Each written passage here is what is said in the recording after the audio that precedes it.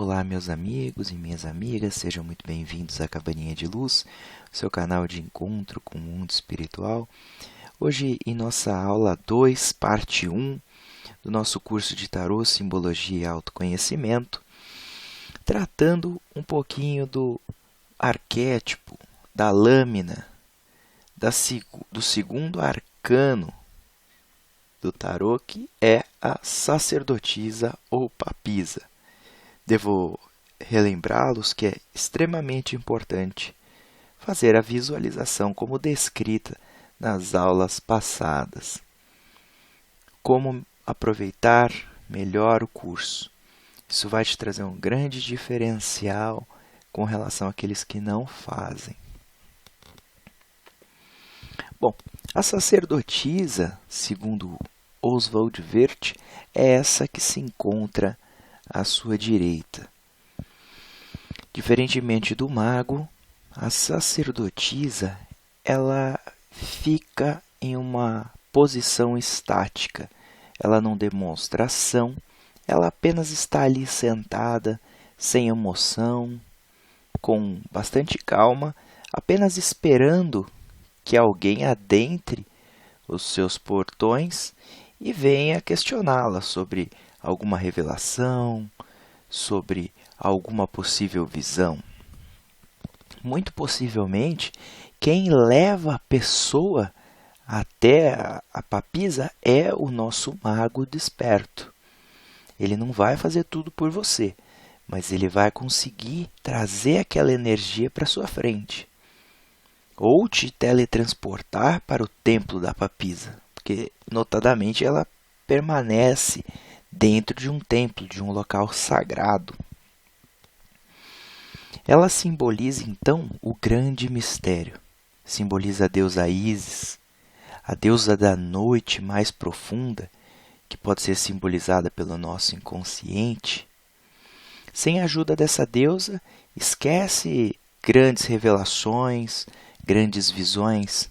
Ficaríamos apenas às margens do mundo fantástico dos grandes mistérios. Em sua mão direita, notamos que ela carrega um livro entreaberto, o que demonstra que os segredos não são absolutos e que todos podem ter acesso a algum conhecimento ali, mas também não todos. Ela tem o controle sobre ele, porque a qualquer momento ela pode fechar o livro e assim fechar todo o nosso acesso àquele portal. Na capa do livro temos o símbolo do Yin e Yang, do bem e do mal, um símbolo de polaridade, um símbolo de energias que se autocompletam, um símbolo místico de fluxo de energias que nunca termina. Em sua mão esquerda, por sua vez, existem as chaves, ou seja, os segredos para se acessar esses grandes portais, para se conseguir revelar as verdades. Ela é a guardiã, ela é aquela que concede as chaves para que a pessoa consiga lidar com aquilo que está escrito no livro. As chaves para a interpretação correta do livro dos segredos. As chaves são um aspecto, então, do esoterismo, daquilo que está oculto aos nossos olhos, que somente os grandes iniciados conseguem identificar e utilizar. Existe uma chave dourada que vai simbolizar o sol ou a razão, porque se não tivermos consciência, se não tivermos razão, se não jogarmos a luz sobre a sombra, nós não teremos uma revelação, e sim um devaneio, e sim trabalharemos dentro de uma ilusão. Por sua vez, existe uma chave prateada, que simboliza a energia do feminino, a lua, a receptividade, a nossa intuição e a nossa capacidade de imaginar. Assim, o conhecimento real, verdadeiro, ele é um misto dessas duas chaves. Tanto a prateada quanto a dourada. A razão, a sabedoria, a intuição, elas se complementam. A imaginação. Sem essas chaves é impossível decifrar os mistérios do grande livro. Então buscamos sempre discernir sobre uma verdade que está escondida através do véu de Ísis. A sacerdotisa, ela então é a protetora dos segredos e a guarda de entrada do Templo de Salomão e do seu grande portão, formado por Jaquim e Boas, que são as colunas muito vistas na maçonaria. Eu gosto muito desse tarô, porque ele traz uma visão de elementos maçônicos que estão acessíveis ao público em geral e que tem uma representatividade, uma simbologia muito enriquecedora.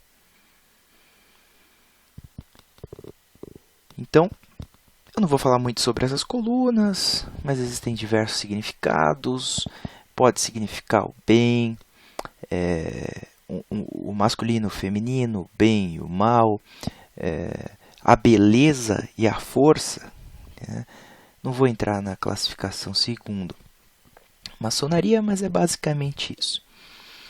A sacerdotisa, ela se coloca à frente da entrada das colunas e ela tem o domínio sobre a grande esfinge, ou seja, somente aquele que desvendar os mistérios, as charadas que ela perguntar, poderá passar e ter acesso às chaves do livro e aos portais escondidos. Então nós temos ali uma coluna vermelha, que simboliza o fogo, a energia vital, o masculino, o enxofre dos alquimistas. E nós temos uma coluna azul, que vai simbolizar o ar, o sopro da vida, a sensibilidade feminina, o mercúrio. Tanto as colunas como o chão são fundamentos de um templo, são fundamentos de algum local. E podemos notar sempre uma dualidade nessa carta. O chão, preto e branco, que também vai simbolizar o pai e a mãe, a criação e o criador, o branco e o preto, né? A entrada do templo, por sua vez, ela vai representar o todo. Todos os aspectos mais aparentes, os aspectos gerais. Só que nós devemos, como iniciados ou aspirantes a sermos iniciados, entender que existem aspectos infinitos que se escondem atrás do véu. Porque a maioria das pessoas consegue entrar dentro do templo, mas elas ficam fascinadas com a sua beleza, com sua força, com os detalhes ricos daquele local. E ali ficam presos dentro daquela ilusão, achando que já encontraram aquilo que foram buscar, quando na verdade falta muito ainda para conseguirem ter uma grande revelação. O problema é que a grande maioria das pessoas, quando atinge um estágio evolutivo para chegar ao templo, acabam por se tornar fanáticos, acabam por se autocegarem, verem apenas a ponta do iceberg, uma verdade que eles criam de maneira deturpada e absoluta, quando na realidade as verdades são relativas para nós seres humanos. É impossível conceber toda a criação, sendo que nossa capacidade de raciocínio é muito limitada. Nós temos que ter compreensão de quem nós somos. Então, o verdadeiro iniciado, ele não vai se prender ao fascínio inicial desses mistérios. Ele vai conseguir ultrapassar as ilusões. Como nós vimos na primeira aula, quando falamos sobre aspectos do mago. Por sua vez, o elmo ou a mitra, ela vai possuir 2 filamentos incrustados com pedras preciosas, que vão simbolizar a fé, o fruto mais alto do pensamento. Também vão simbolizar as linhas esotéricas, as linhas herméticas. A roupa azul, por sua vez, dentro, aquilo que abriga o interior da deusa, ela é coberta por uma vestimenta vermelha. Mas também podemos notar a existência de uma espécie de cinto de segurança em X na coloração dourado com diversas cruzes, revelando que a grande força da revelação ela fica entre o mundo externo e o interno. Entre esses 2 aspectos da criação, nós podemos encontrar a deusa, que nos dará acesso a esse conteúdo. Não podemos adentrar ao infinito do conhecimento, pois ali nos perderíamos. Também não podemos ficar do lado de fora. Devemos encontrar um meio termo.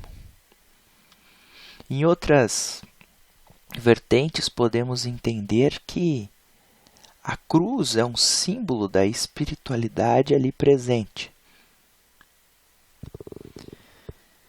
Então, o que nós queremos entender é que para entrar nos mistérios que ela pode oferecer, é necessário expandir aquilo que nós somos, a nossa imaginação, a nossa consciência humana, o que pode ser considerado, para alguns, o Tantra, que é o despertar da consciência divina.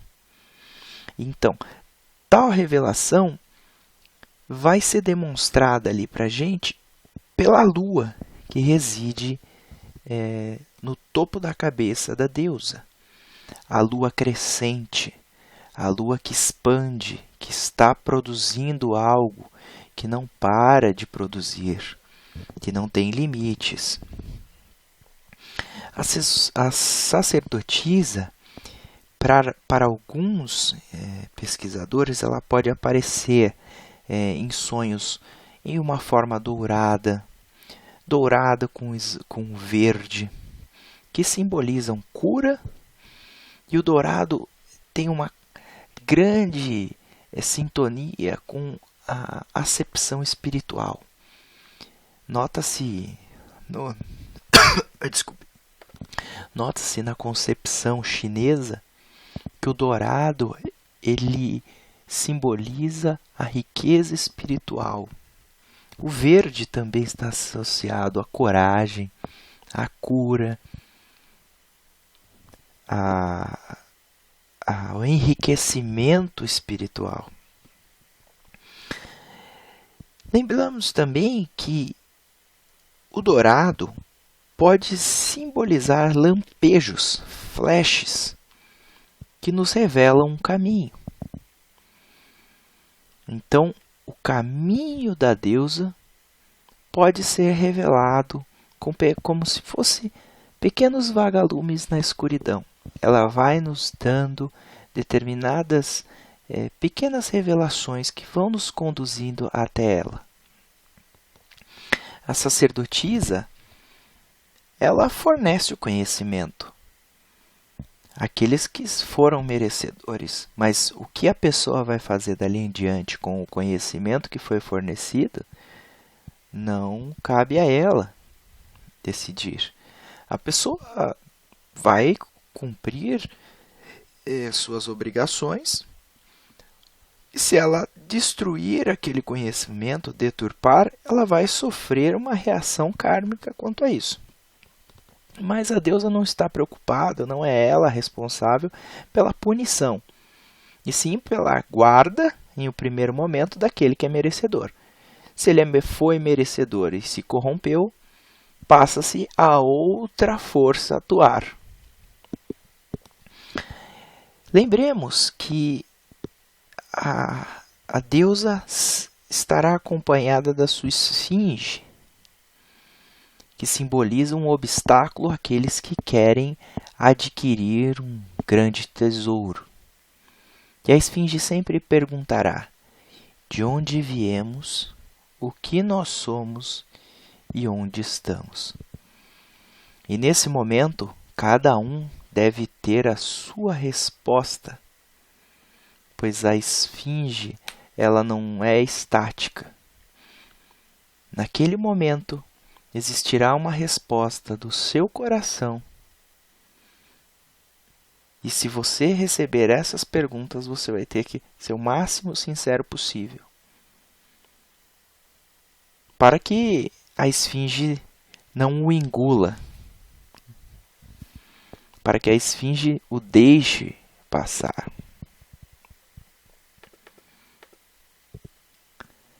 Então, nós temos esse pavimento que tem dualidade, revelando que as nossas percepções e verdades podem ser relativas.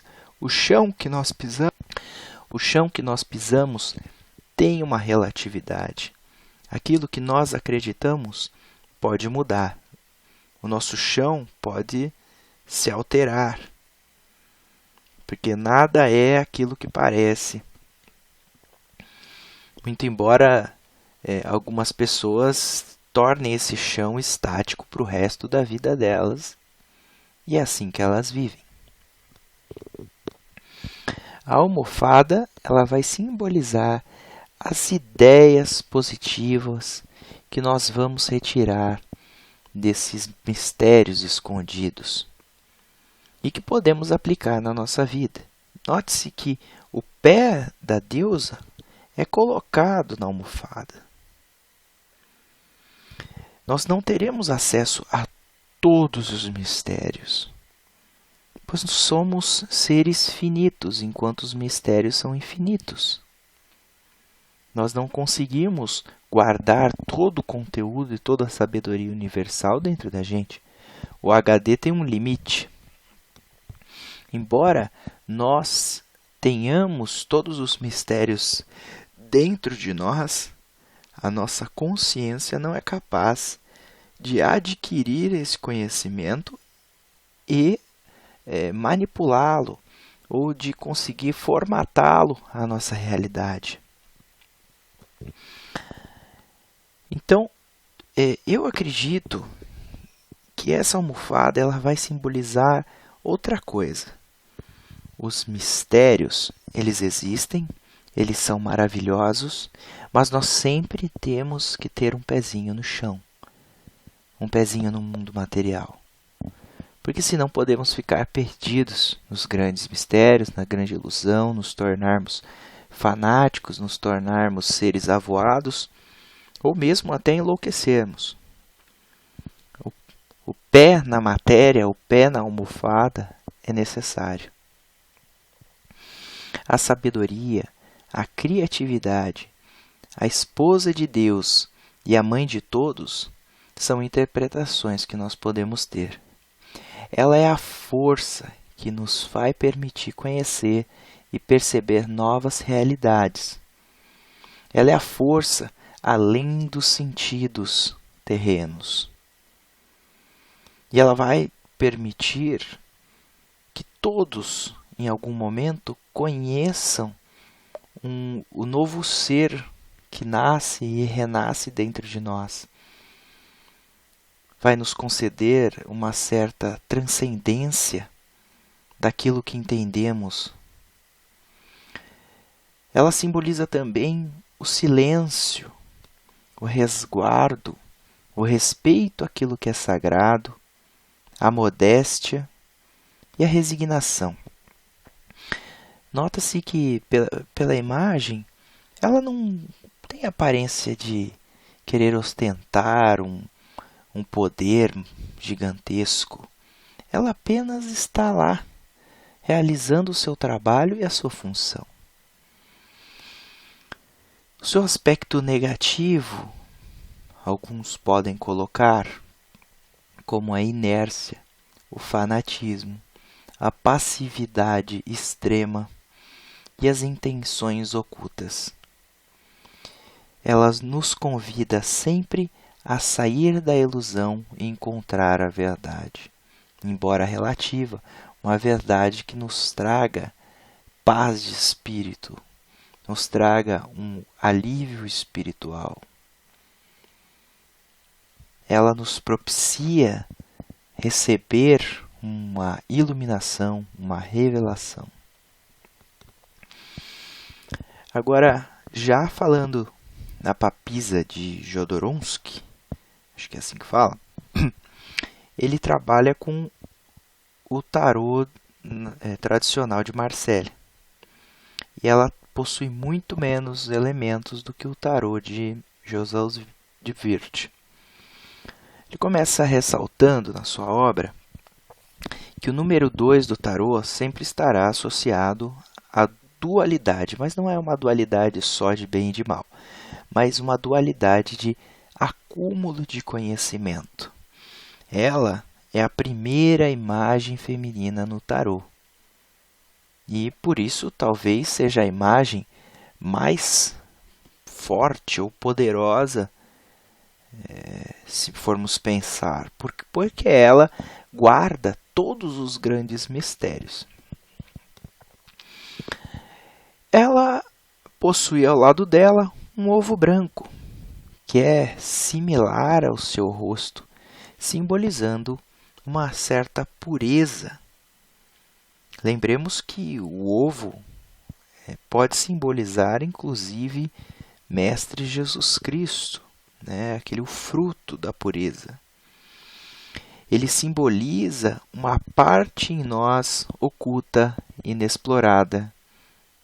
Ela simboliza em nós uma parte oculta, inexplorada, que jamais foi ferida ou tocada. A essência, a pureza, a confiança, mas também a fonte de tudo que está oculto. Ela está dentro do grande templo, ou um convento, ou algum lugar escondido por certas cortinas que vão do céu até a terra. Lembremos que existem alguns tarôs, creio eu que a deusa Juno é muito associada à papisa, e ela traz a imagem do mago entre o céu e a terra. Uma das mãos aponta para cima e outra para baixo, mas simbolizaria a mesma ideia do manto aqui atrás da papisa. Ao longo do tempo, essa carta, esse arquétipo, ela foi vista como a Virgem Maria, pois ora era imaculada, pura e capaz de conceber a própria divindade, ou capaz de nos revelar a essência divina. Nota que ele leva para a terra, ele traz o fruto de Deus para a materialização no mundo terreno, ou seja, é um ser de muita luz.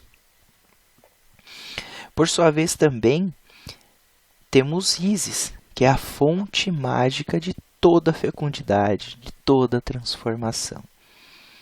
Ísis, nós iremos falar mais tarde, é a deusa que guarda o mundo dos vivos e dos mortos, que conseguiu superar a morte, que conseguiu mumificar e restaurar a vida do seu amado Osíris. Notem que existe uma grande diferença entre a papisa de Jodorowsky e a papisa de Oswald de Wirth, que tem uma visão mais maçônica. A mitra aqui, diferentemente do que vimos anteriormente, possui 4 pontos: norte, sul, leste, oeste.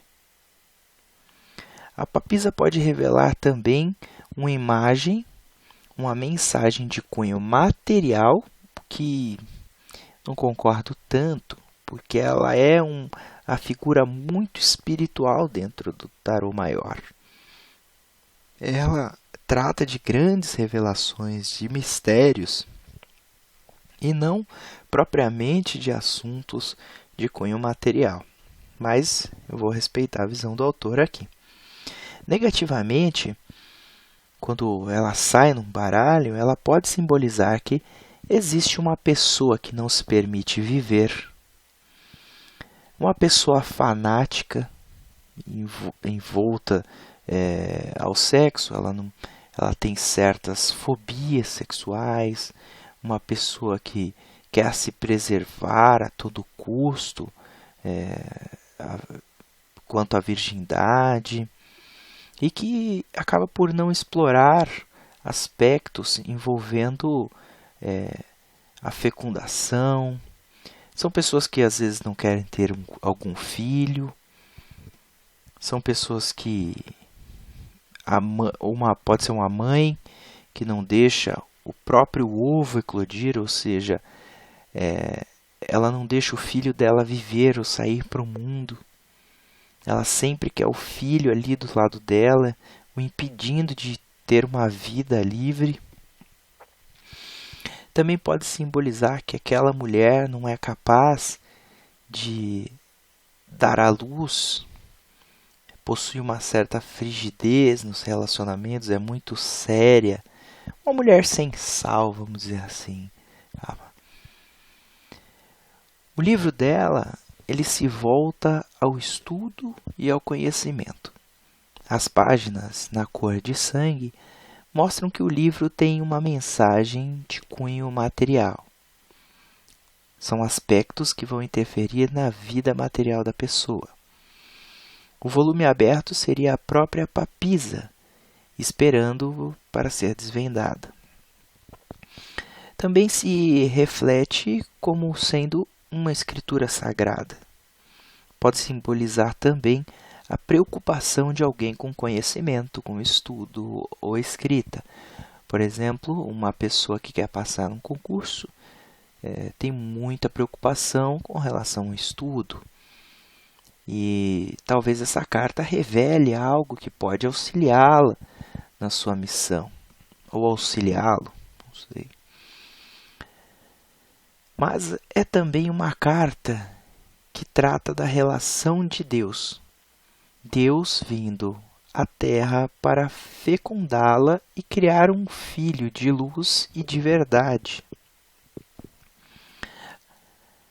Porque ela seria uma espécie de entrecruzamento entre o mundo material e o mundo espiritual. As cruzes no peito demonstram que, embora presa na matéria, a figura pertence ao mundo espiritual. Ela é muito ligada ao ovo, como dissemos anteriormente. O ovo de avestruz também simboliza o nascimento do Cristo. Normalmente eu não trago o tarô egípcio, mas eu acho que aqui foi interessante alguns símbolos que existem dentro dele, que também se repetem nos outros tarôs. Eu não fico trazendo muitos, porque são tantos, em uma infinidade tão grande, que aí é impossível tratar todos os temas e todos os conceitos mais básicos, porque é muito pontinho, é muita visão diferente. Por isso que eu digo, estudem, tenham uma base, mas criem a sua intuição do tarô, criem o seu arcabouço de entendimento. Não fiquem somente restritos àquilo que te ensinaram, porque isso não vai te trazer resultado nenhum. A pessoa que vai ler um livro e acha que sabe alguma coisa, ela não vai conseguir ser um bom tarólogo, não vai conseguir ajudar outras pessoas através do tarô e só vai ver aquilo como uma forma de ganhar dinheiro, de tentar adivinhar o futuro. E vai perder a grande essência e a oportunidade de desenvolver-se utilizando essa ferramenta. Então a papisa no tarô egípcio, ela possui também, ela detém 4 colunas. Quer dizer, possui as 2 colunas com 4 adornos, que simbolizam o corpo físico, mental, vital e astral. Aqui deve ser, quando ele fala vital, o duplo etérico, tá? E o astral, as nossas emoções, os nossos desejos. Nota-se que também a deusa Ísis permanece sentada, demonstrando a receptividade e a passividade. O livro também se encontra entreaberto, simbolizando a sabedoria. Aqui não é um livro, aqui é um papiro, né? A cruz ansata é o símbolo do poder da vida, pois Ísis conseguiu realizar a regeneração do corpo do seu amado, trazendo-o à vida novamente e concebendo o deus Horus. A cruz sobre o peito desnudo também simboliza que dali, do leite, sairão virtudes provenientes da pureza daquela deusa. Simboliza que dali sairá um líquido da vida. E é verdade, pois o leite materno é um dos melhores alimentos do mundo, um dos mais completos. A serpente em pé na testa, na tiara da deusa, ela vai simbolizar um grande poder, uma alta percepção e um grau de mestre dos mistérios. Os chifres do touro sagrado simbolizam que existe uma unidade com o Pai e com o eu superior dela. O círculo entre os chifres vai simbolizar a grande serpente cósmica que morde a própria cauda, o poder infinito de criar e transformar, bem como um portal para uma nova realidade. A letra hebraica Beth expressa o dualismo das colunas Jaquim, que é a cor branca, que simboliza o masculino, e Boas, que é a coluna da esquerda, de cor preta, que simboliza o aspecto feminino. O véu simboliza os segredos da Mãe Natureza, ocultos àqueles que são os profanos, aqueles que ainda não foram iniciados, mas os quais podem ser acessados por aqueles que participaram dos rituais de purificação, de meditação e conseguiram passar pelo crivo da grande deusa. A cobra, ela também vai simbolizar uma linha de defesa sobre aqueles que tentam levantar o véu de Ísis. Por isso deve-se ter coragem, vontade, determinação, consciência para conseguir revelar o rosto, né? Revelar a beleza por trás dos mistérios. Para descobrir a face da deusa, é necessário sim utilizarmos o cinzel da inteligência e o martelo da vontade. Mas não só isso, a ousadia do herói. Porque a ousadia é uma das armas que o herói utiliza para superar os desafios. Em suma, a deusa Ísis, ela sempre será associada a uma força feminina, uma força de imaginação.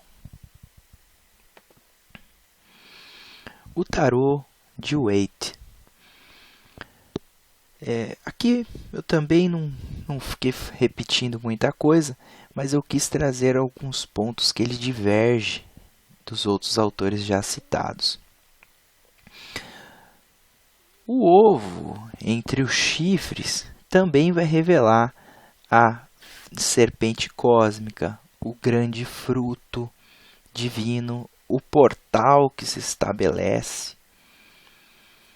Nota-se que ele fica pegando o chakra frontal e o grande chakra superior, ligando a sacerdotisa ao universo.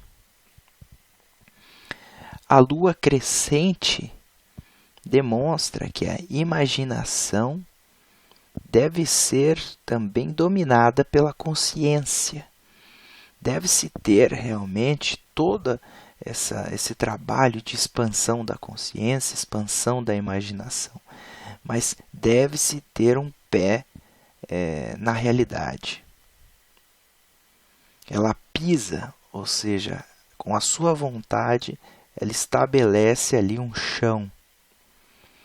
Diferentemente dos outros autores, ele coloca o véu da deusa como uma forma de mar, porque o mar ele é muito agitado, mas ele também pode ser calmo e esconder a fertilidade. O mar, então, aqui substitui o pavimento que nós vimos nas outras cartas. O manto é branco e azul, simbolizando aspectos da paz, da espiritualidade, da intuição.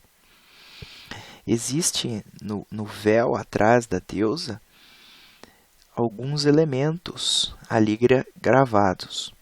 As romãs, que são símbolo da sexualidade, símbolo de algo feminino, símbolo da vida.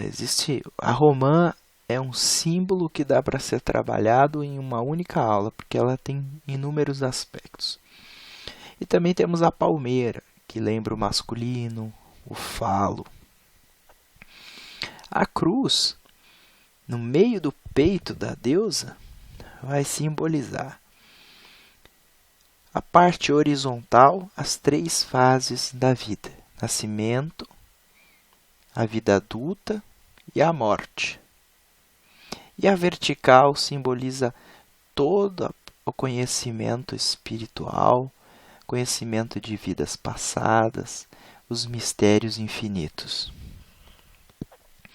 Lembrando que os opostos, as colunas branca e preta, o chão quadriculado, pintado de maneira bipolar, vão aparecer no Papa, que são os pilares da igreja, na amante, a mulher e o homem, no carro, as esfinges, na justiça, os pilares da instituição, na lua, as torres, no julgamento, a criança entre o homem e a mulher, e no mundo, os 2 bastões. Agora, quero falar um pouquinho só sobre o poder dessa Senhora da Revelação.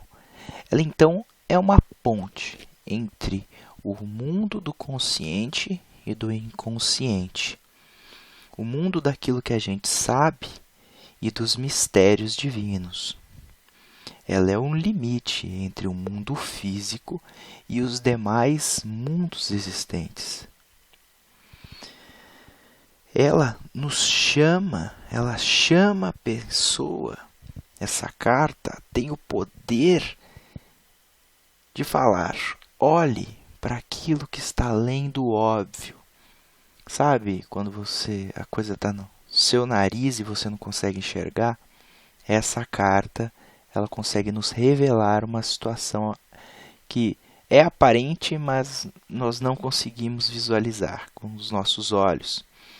Muitas vezes, ela atua através de um toque, um simples toque. Um amigo chega, te conta uma situação e você tem que entender. Você tem que descobrir que aquilo te desperta alguma coisa. Outra pessoa não vai te mostrar a verdade e você vai acreditar de pronto. Essa é uma carta que você deve buscar a verdade. Você tem que ver com os seus próprios olhos para que você consiga assimilar a sua energia. Então, quando você levanta o véu da ilusão, você passa a viver com consciência. Quando você levanta o véu da ilusão, pela sua vontade, pela sua consciência, pela sua força, você desbloqueia todo o potencial que existe dentro de você, que vai ser revelado para você. E aí você vai utilizar outras cartas para distribuir essa energia que foi revelada. Ela é a grande deusa do oculto, dos mistérios. Ela vai te mostrar, faça assim. Ela é um grande oráculo. Ela vai te conduzir, às vezes, a entender o seu caminho. Uma das mais poderosas no quesito intuição e sensibilidade. Lembremos que esse véu, às vezes, é muito fino. E quando chegamos perto dessa figura, nós podemos ver relances do seu rosto, ou seja, a luz que emana dentro dela. Ela vai nos conceder brechas, uma visão para o seu interior. Então é isso. Aqui é um cuidado, que eu vou falar melhor aqui. Cuidado importante. Isso aqui é a minha opinião, tá, gente? Tem gente que pode pensar diferente. Como ela trata dessa revelação que é dada àqueles que são iniciados, merecedores, que trabalharam a força de vontade, que foram até ela, que venceram a esfinge,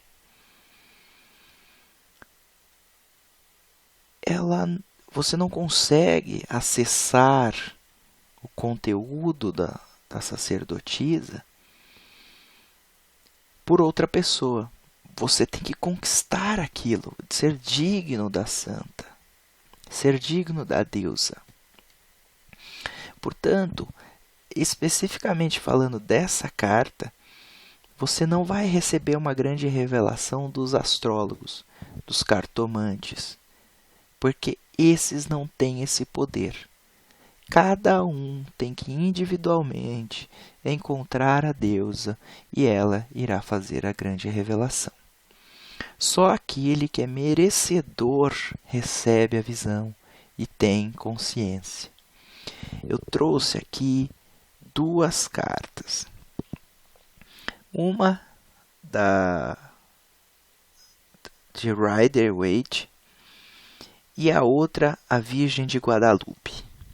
E aí nós podemos ver que ambas têm uma similaridade, que é pisar sobre a lua.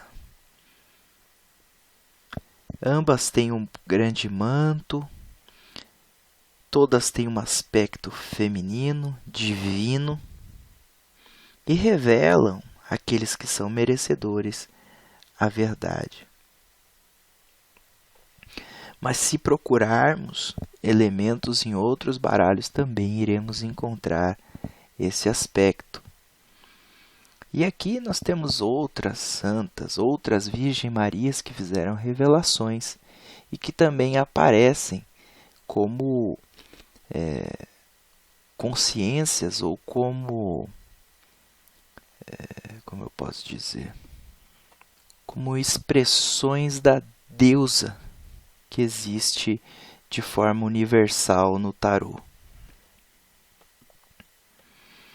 Aí, dessa vez, nessa segunda aula, eu não vou colocar uma parte terapêutica, eu acho que não tem muito conteúdo para se fazer isso, mas eu vou fazer uma coisa diferente.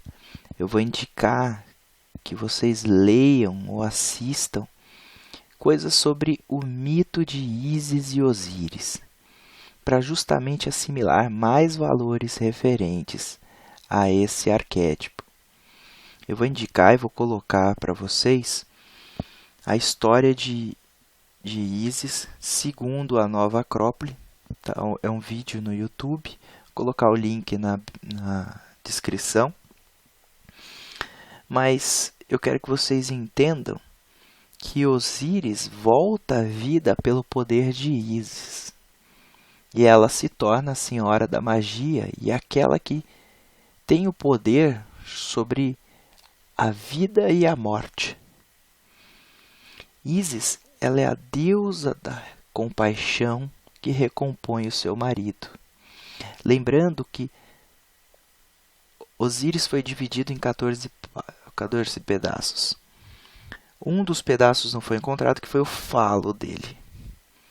Mas, mesmo assim, concebeu-se um filho, Horus, que lutou contra contra seu tio Sete e o venceu.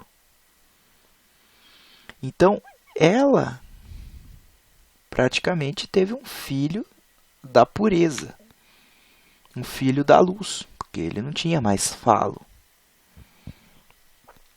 Só para mostrar que há mais uma similaridade com o que foi falado aqui.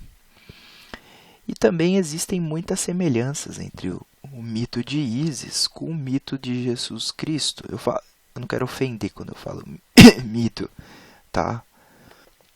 Mas com a história. Vamos entender que podem ter existido por diversas vezes grandes salvadores ao longo da história humana. Então nós temos Ísis, Osíris, depois nós temos Jesus Cristo, e todos são um mito que se repete. Isso aparece em diversas religiões, em diversos lugares do mundo. Isso não simboliza que uma história é falsa e outra é verdadeira, mas que existe um padrão entre a forma com que esses heróis chegam até o mundo e salvam a luz das trevas que ali existem. Maria, ela é um intermediário entre Deus e os homens, entre o mundo de Deus divino e o material físico terreno. Então, através dela que Deus se expressou na Terra. Então é isso, gente. Eu acho que hoje falamos um pouquinho sobre a segunda carta, falamos sobre todos os elementos que tem em diversos baralhos. Eu acho que não tem mais nada para falar. Peço desculpas pela minha voz. Tempo frio, sempre dá uma gripezinha, mas estamos aí ajudando no que for possível. Novamente, nosso canal ele é feito totalmente gratuito.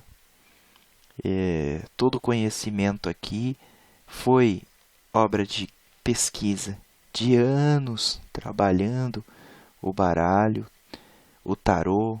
Há mais de 10 anos que eu uso o tarô para o meu autoconhecimento ou para ajudar pessoas de maneira gratuita. Eu não cobro nenhum centavo, porque eu acredito que ali existe uma energia de cura. E as pessoas que estão precisando, muitas vezes não têm recursos para pagar. Porque quem tem recurso paga um profissional e tudo mais, consegue. Eu ajudo da maneira como eu posso. Não estou dizendo que é errado cobrar, porque é um conhecimento que as pessoas adquiriram e elas podem cobrar. A egrégora do tarô permite isso. Mas eu acho que em determinados momentos é necessário que seja feita a caridade. As pessoas sejam ajudadas de uma maneira diferente. Eu confesso que o meu tarô é muito diferente do tarô que as pessoas ensinam. Porque eu não ensino só a jogar. Eu não ensino a pessoa a pegar um livrinho, falar joga assim, a resposta é positiva, a resposta é negativa. Eu não faço isso. Eu acho que isso emburrece o jogo. Eu acho que isso não vai ter efeito nenhum divino. Você pode acertar o futuro? Você não sou Deus da verdade, talvez você acerte, mas não é essa a função do tarô na minha concepção, conforme nós vimos na aula introdutória do curso, tá? Eu faço tudo com muito carinho, gente. Eu não tenho a melhor oratória, o melhor dom, mas isso aqui é uma terapia para mim. Isso aqui talvez traga algum conhecimento diferente para aqueles que querem e não têm condição. E é isso. Eu compartilho com vocês. Acho que também faz parte, né? Eu acho que eu errei muito criticando outras pessoas no começo. Porque quando eu critico,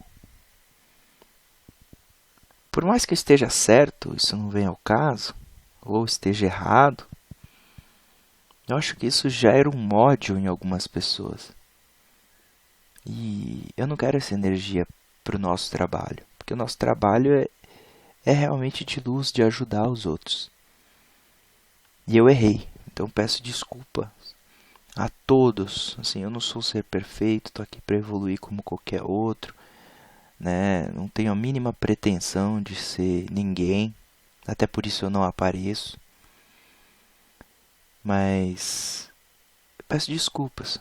Desculpa se eu ofendi qualquer pessoa, independente de quem seja, com qualquer comentário, mesmo que eu nunca tenha tido intenção de ofender,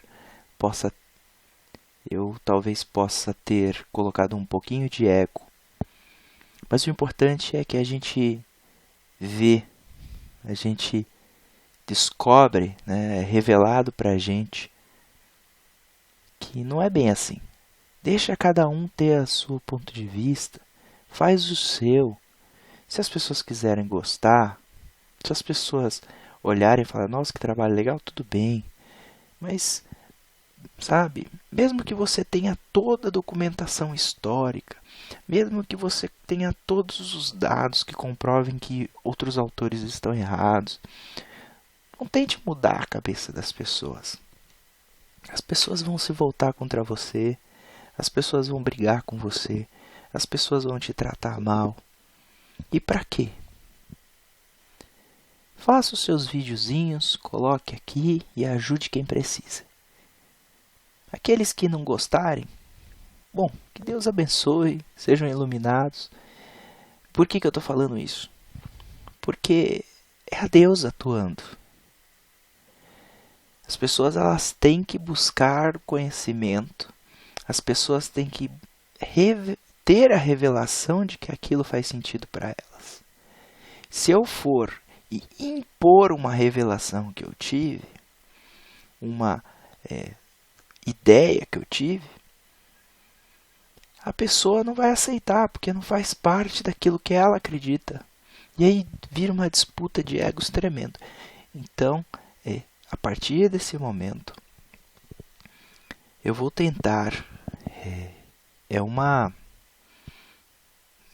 É um trabalho de dia a dia. Vou tentar, no máximo, não criticar ninguém. Não criticar, mesmo que eu veja que existe algum certo abuso, deixa. Acho que se tiver alguma coisa muito errada, eu posso fazer algum comentário, mas tô pulando fora, tá? Acho que não vale a pena, não vale a pena esse desgaste, essa dor. A gente tem que se libertar um pouco disso. Senão a gente adoece, né? Querendo, sabe, ficar triste porque os outros estão fazendo coisa errada e você vê aquilo e, melhor. Deixa as pessoas seguirem, milhares, não é você. O universo faz, deixa que uma hora essa pessoa vai ter o tombo dela. Mas por enquanto vai fazendo seu trabalho, vai ajudando quem precisa. E eu digo isso não para mim. É uma satisfação para vocês, mas para vocês também. Quantas vezes vocês já se desgastaram? Quantas vezes vocês já ficaram tristes porque foram lá mostrar para uma pessoa, ou você está errado, ou sua mulher está te traindo, ou Será que a pessoa quer ter essa revelação?